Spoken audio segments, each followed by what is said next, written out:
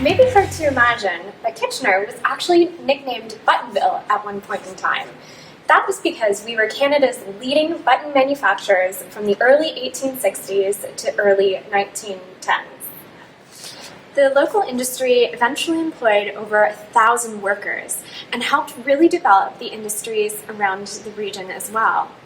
Now, buttons could be made from a variety of different materials, from mollusk shells found in the Grand River to tagua nuts imported all the way over from South America.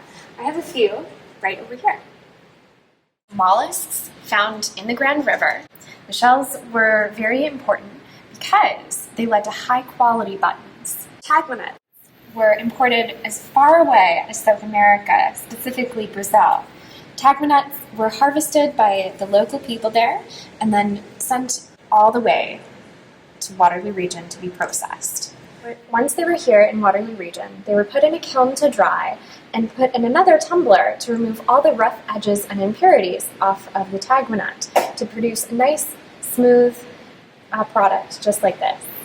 Tagua nut was then cut into slices, much like a slice of bread, and they would form what's called blanks. The blanks would then be shaded, so organized by color by the young girls who worked in the factory. It was then time to actually make the shape of the buttons. This machine here is called an awl, and it would cut circles into the blanks to form the buttons.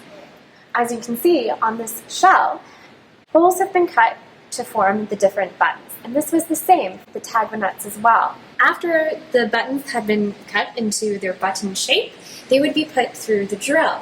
The drill would collect all of the buttons, and then the buttons would fall down and the drill would drill holes so they could be sewn onto clothing. Eventually, the button industry declined in the mid-1900s. This was because of the introduction of plastic to the button-making process. In addition, buttons were also being manufactured more cheaply elsewhere in the world. And there was also a new invention on the market: zippers.